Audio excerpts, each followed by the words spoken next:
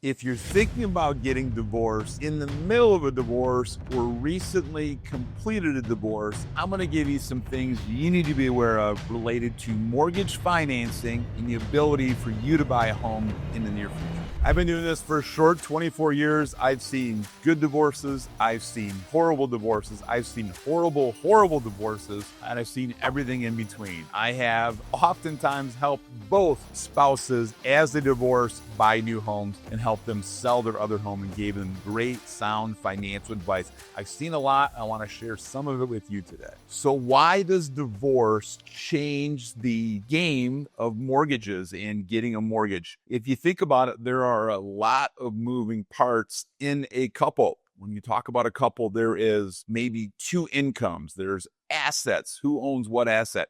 Who's going to be responsible for debts? Who owes who money for maybe spousal support, maybe child support? Is someone going to pay child support? Is someone else going to receive child support? There are so many moving parts when we talk about mortgages and divorce. So in a really broad stroke manner, I like to say this, and this is something in my short 23 plus years in the mortgage business. If you're getting divorced and it's amicable, look at setting things up before the divorce happens, or look at what the plan is after the divorce is done. During the divorce process, from separation until the divorce is finalized, it's very difficult to do a mortgage because of all those things I talked about earlier. There are too many variables that are unknown that a mortgage lender isn't going to feel comfortable giving you a mortgage during this process. So with that in mind, let's talk about a couple key things to look at if we're looking at finding separate living situations before the divorce, or ideas and guidelines for other living situation after the divorce is finalized. Let's start with the before. If we're in a divorce and it's an amicable situation, it makes a lot of sense to look at one of the partners in the relationship to possibly look at finding new housing ahead of time. You can get approved for a mortgage on your own without your spouse. There's a lot of rules on state on ownership and who owns the property, and if you can buy a home without your partner's knowledge, or if your partner has ownership interest in that property. So again, a lot of this is state by state, and this falls into the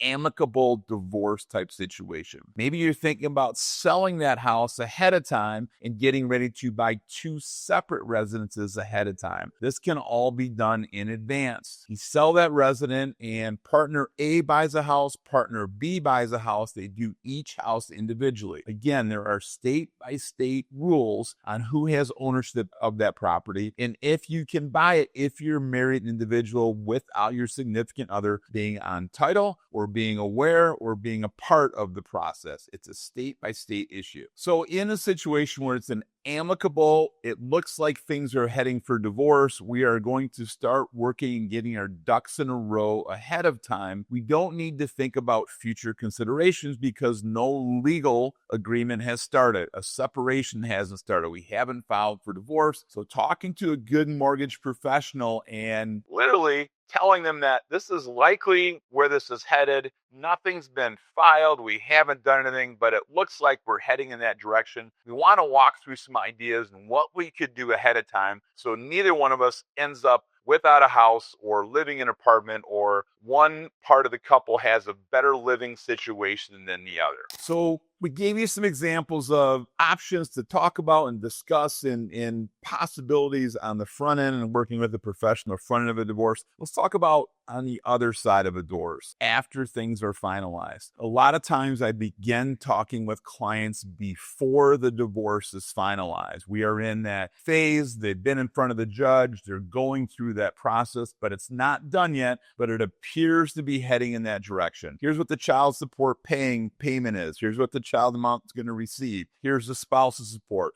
Here's the lump sum amount of money coming. All these things are starting to work together. These items can be put into the process to look at the formal loan application for after the divorce is finalized. A couple things to consider that a lot of people don't know, and this is really, really important. I want to talk about a couple things: child support and spousal support. There's a couple big rules in the mortgage industry regarding both of these. So let's start with spousal support. So let's talk about a conventional mortgage. The rule is the borrower cannot use income that's being received from spousal support until that spousal support has been paid for 6 months. Even if the judge says he or she has to pay it and it's going to be paid and it's been taken out of their paycheck and until it's been received for 6 months for a conventional loan, it cannot be used as income. This is different than a lump sum payment, or if a spouse receives a lump sum, you can use that for the down payment. That's not a problem, but we're not allowed to use regular income coming in and spousal support for a conventional loan. FHA loan, which is a great loan program, it has some positives and also has some drawbacks. FHA will allow us to use spousal support after it's been received for 3 months, so significantly less period of time. I will tell you, it's something that clients are typically shocked about because they didn't know they weren't going to be allowed to use this income. Second piece is child support. Child support has similar rules that we just talked about with spousal support as far as receiving it for at least 6 months. Has to be received for at least 6 months for a conventional loan. It can be received for 3 months on an FHA loan. So similar rules, we have to show proof of this payment for at least that period of time. Sticking with child support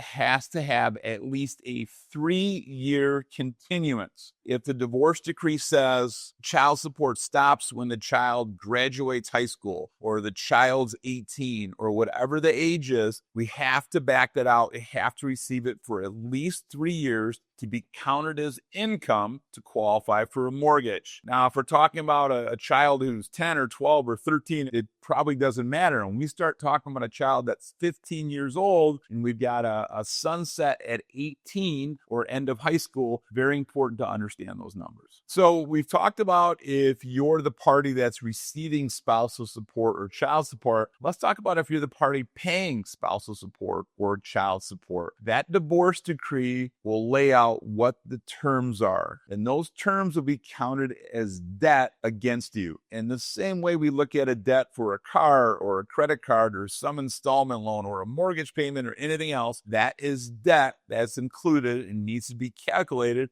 against the income you receive to qualify for a mortgage. And that debt starts day one, not 3 months or 6 months. Day one, that debt counts. So high level would be, let's say there's $2,000 in monthly child support payments that are required, and maybe there's another $2,000 in spousal support that's required. That's $4,000 of debt that goes directly against that borrower before they can qualify for anything. Same as credit cards, same as auto, same as any other debt. They got a $4,000 monthly obligation you need to meet before we had a mortgage. So the mortgage word that we use all the time is debt to income. How much debt do you have coming in? How much income do you have coming in? In that example, that's $4,000 of debt. Other debt, car loans, student loans, credit cards, etc., then new debt for a mortgage. So if those child support numbers are high and the spousal support numbers are high, it will affect your ability to get a mortgage. A good divorce attorney understands a lot of this, but not all of it. They're not in the mortgage business. They're not in finance. And they've had clients go through this, but they don't know it to the detail that you're learning and watching this video. My suggestion is to talk to a true mortgage professional early on to understand the process and options and pitfalls and hurdles before you're left scrambling trying to find a property.